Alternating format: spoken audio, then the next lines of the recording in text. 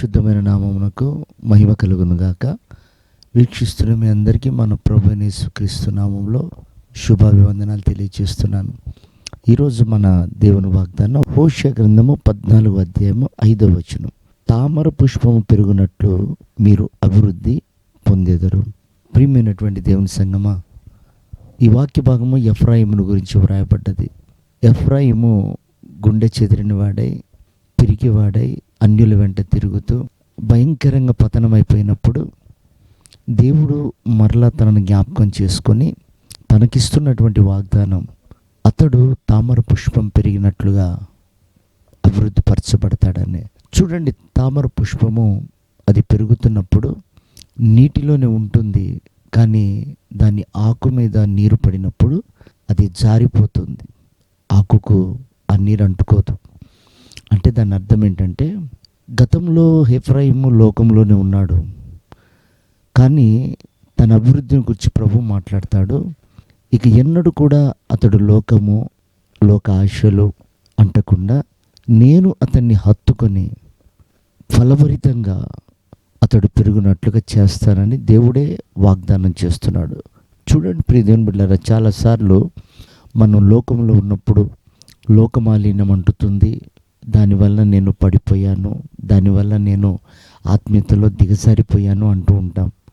దేవుడు వాగ్దానం చేస్తే నిశ్చయంగా అభివృద్ధి పరుస్తాడు. చూడండి, బైబిల్లో సమూయేలు ఉన్నాడు. సమూయేలు దేవుని మందిరంలో అవిధేయతగా బ్రతుకుతున్నటువంటి ఏలీ కుమారుల మధ్యలోనే ఉన్నాడు. ఏలీ దర్శనం లేనివాడిగానే ఉన్నాడు.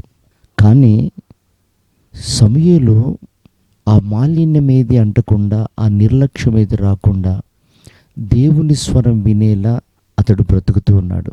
అంటే అతనికి ఒక ప్రత్యేకత. షడ్రక్, మేషక్, అబేద్నెగోలు ఉన్నారు. వారు బబిలోను దేశంలో ఉన్నారు, కానీ ఆ దేశపు యొక్క అలవాట్లు కానివ్వండి, ఆ దేశపు యొక్క పద్ధతులు కానివ్వండి, వారికి ఏమంటలేదు. వారు ఒక ప్రతిష్టతో బ్రతికారు. కనుక ప్రియమైనటువంటి దేవుని బిడ్డలారా, ఎప్పుడైతే మనము దేవుని భయము కలిగి, ఎప్పుడైతే దేవుని నడిపింపుగా మనం అప్పగించుకుంటామో, ఏది కూడా మనల్ని తాకకుండా ప్రభు మనల్ని కాపాడుతాడు. చూడండి, ఎంత పతనమైపోయాడో ఎఫ్రాయిం. ఒక పక్క కాళ్ళని అప్పమలి అయిపోయాడట, ఎందుకు పనికి రాకుండా అయిపోయాడు. కానీ వారందరూ అతన్ని మర్చిపోయారు, కానీ దేవుడు అతన్ని జ్ఞాపకం చేసుకొని మరలా అభివృద్ధి పరిచాడు. ఈ రోజున నా దేవుడు మాట్లాడుతున్నాడు. ఒకవేళ నువ్వు లోకములో ఉండి తృణీకరింపబడ్డావేమో, అందరూ విడిచినట్లుగా ప్రవర్తిస్తున్నారేమో, కానీ నా దేవుడు అంటాడు, ఎఫ్రాయిము, నేను నిన్ను తామర పుష్పం వలె అభివృద్ధి పరుస్తాను. ఈరోజు ఈ వాగ్దానం నీ కొరకే. నిశ్చయంగా ప్రభు తట్టు తిరుగు.